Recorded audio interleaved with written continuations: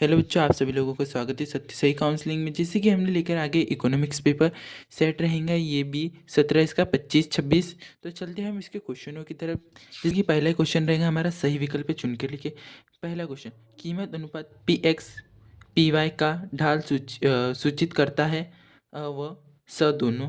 जब सीमांत उपयोगिता शून्य होती है, स्थिर हो जाती है। सीमांत उदाहरण है इसका परिवर्तनशील साधन का उचित विकल्प चुन के लिए लाभ बराबर आगत माइनस लागत। उस केंद्रीय समस्या की पहचान कीजिए जो उत्पादित किए जाने वाले वस्तु की मात्रा से संबंधित है। क्या उत्पादन किया जाए। सीमांत उपयोगिता हास नियम आधार होता है उपयुक्त सभी में। उपभोक्ता का संतुलन का उदासीन वक्र विश्लेषण आधारित है कर्मवाचक उपयोगिता पर। हम चलते इसके क्वेश्चन नंबर 2 की तरफ, जो रहेंगे हमारे रिक्त स्थान की पूर्ति के कीजिए। उत्पादन की पूर्ति इकाई लागत की कीमत कहते हैं। औसत लागत वक्र का आकार यू आकृति का होता है। पूर्ण प्रतियोगिता में एक फर्म कीमत स्वीकार होती है। कर का मात्रा में वृद्धि होने पर पूर्ति घटती है। पूर्ति का लोच वस्तु की कीमत और पूर्ति की मात्रा में परिमाणात्मक गुणात्मक संबंध दर्शाता है। समय का आशय संतुलन की स्थिति से है। हम चलते हैं इसके क्वेश्चन नंबर 3 की तरफ। क्वेश्चन नंबर 3 है, सही जोड़ी बना के लिखे। पहला है बचत, तो बचत का है रिजर्व।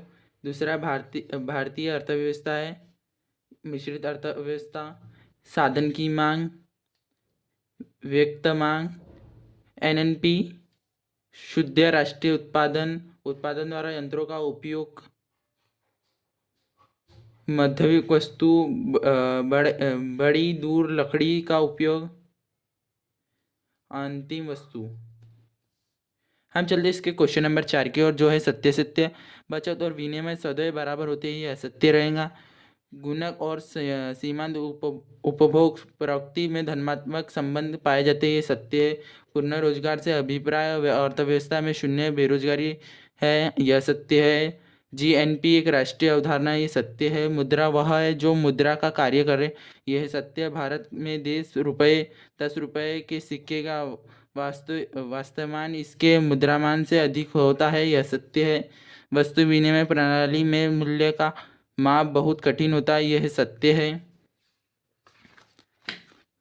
हम चलते इसके क्वेश्चन नंबर 5 की तरफ, जो है एक वाक्य में उत्तर लिखिए। प्राथमिक घटक की गणना का सूत्र क्या है। राज्य कोषीय घटक माइनस ब्याज के भुगतान संतुलन में किस प्रकार के सौदे शामिल किए जाते हैं। दुष्ट एवं अदुष्ट वस्तु एवं सेवाएं। बचत और आय के बीच कार्यात्मक संबंध को क्या कहते हैं। बचत फलन। औसत उपभोग प्रवृत्ति और औसत बचत प्रवृत्ति का योग क्या होगा। APC प्लस APS बराबर 1। उस पर उस कर का नाम बताइए जिसका भार कर चुकने वाले व्यक्ति पर ही पड़ता है। प्रत्यक्ष कर। राजस्व घटक की गणना किस प्रकार की जाती है। राजस्व घटक माइनस राजस्व प्राप्ति। लाइक करें, शेयर करें एंड कमेंट करें। आपको इसके आगे के क्वेश्चन चाहिए या कोई और दूसरा सेट चाहिए या कोई भी पेपर चाहिए तो हमें कमेंट करके बताएं। धन्यवाद।